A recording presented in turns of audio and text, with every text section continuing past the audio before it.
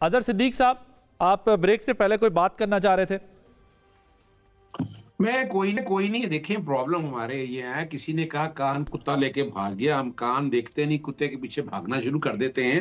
देखिए, बात बड़ी वाज़ेह है, बड़ी सिंपल सी है, बिल्कुल इसमें कोई शक नहीं है। जजमेंट के ऊपर आप करें, ऑब्जेक्शन करें, कोई एतराज नहीं। और ये जजमेंट, जो कि हम वकील है, हम आम आदमी से ज्यादा समझते हैं। आप किसी वकील को बिठाकर एतराज कटाएं तो मजा भी आए। आम आदमी देखिए उतना के एतराज कर सकते, इसको कानून की समझ बूझो।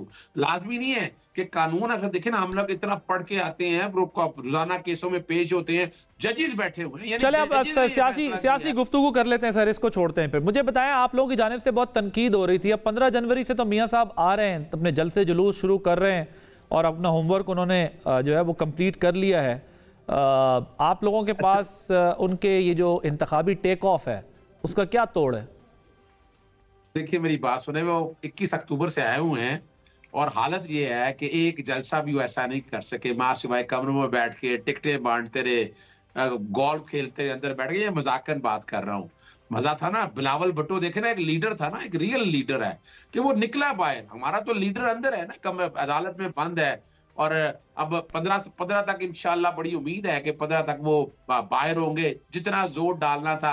यानी आप अंदाजा लगाएं, ऐसा भी पूरी दुनिया में होता है कि 9 मई के वाकये कब के हुए हैं कि जब तकरीबन सारे केसों में जमानतें होगी, आज आगे पकड़ के आप गिरफ्तारियां डाल दें, आज आप बैठ के आप कार्रवाइयां शुरू कर दें।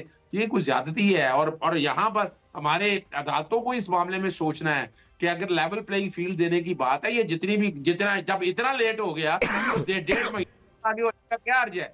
1.5 महीना आगे हो जाए, आप 8 फरवरी के इलेक्शन के बाद कर ले तो क्या अर्ज था? एक बड़ी सियासी जमात का लीडर इलेक्शन लड़ना चाहता है, आर्टिकल 218(3) पे अमल दरामद चाहता है ताकि वो आ सके बाहर। सर लेकिन अब वो ट्राइब्यूनल्स के लिए तो हाई कोर्ट चले गए ना खान साहब, लेकिन अब सजा याफ्ता जो है वो इंतखाबात किस तरह लड़ेंगे? मतलब उसका कोई तरीका कार भी होगा ना, या आप लड़ सकते हैं इलेक्शन? बिल्कुल। मैं देखे ना, चूंकि मैंने यहाँ बहस की है ना हम लोगों ने, देखिए 3 नकात बड़े अहम हैं। एक तो रात के अंधेरे में कागजात की नामजदगी मुस्तरद इस तरह की है कि 30 नवंबर को लिस्ट फाइनल होगी और कहा हल्का बदिया छेड़ी नहीं जाएंगी। ये बलूचिस्तान हाईकोर्ट के केस में कर, लेकिन लाहौर हाईकोर्ट में एक दरखास्त दायर होती है, हमें पता ही कोई नहीं है। और 15 तारीख वाले दिन वो तब्दील कर, जब नोटिफिकेशन आ गया और वो 17 तारीख को अपलोड किया गया प्रपोजल और सेकेंडर का जो ड्रामेबाजी की वो सामने है। लेकिन इसके अलावा अगली बात है कि जो दिलावर साहब है ना, जो सेशन जज थे तोशा खाना में, उन्होंने सिर्फ सजा सुनाई 3 साल की, उन्होंने नाहली नहीं की जैसे नवाज शरीफ की एवन फील्ड में और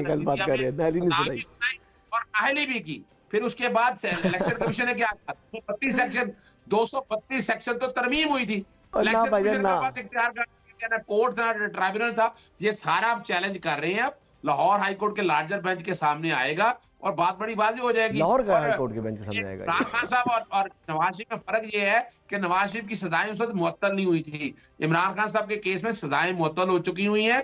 बाकी कन्विक्शन की हद तक जो कि ये कन्फ्यूजन चली आ रही है, वो कोर्टों में मामला ले गए हैं, हाईकोर्ट भी ले गए हैं। अब ठीक है, अब देखते हैं, मतलब कोर्ट्स ने फैसला करना है ना। अब कोर्ट्स ने पाकिस्तान का मुस्तकबिल तय करना है, कोर्ट्स ने जो है वो सियासत को ठीक करना है, कोर्ट्स ने जो है वो मईशत पे फैसले करने हैं, कोर्ट्स ने जो है वो पाकिस्तान का सारा कुछ अब कोर्ट्स के हवाले ही है ना।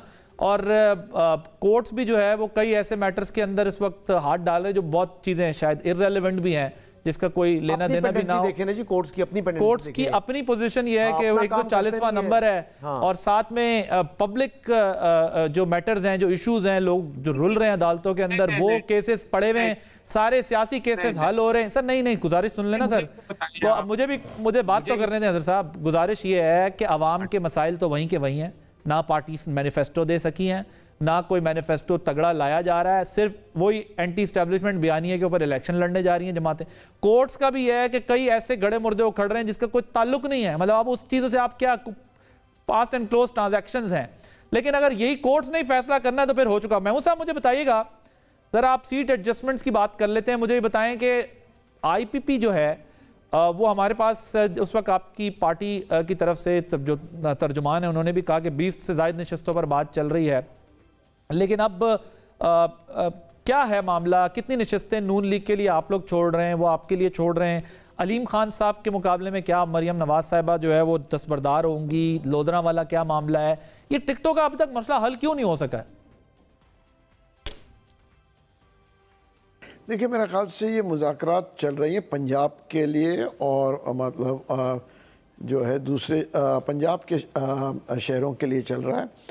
जहाँ तक सिंध का है तो मैं बड़ा क्लियर हूँ कि वहाँ पे हम किसी से जो है सीट एडजस्टमेंट नहीं कर रहे।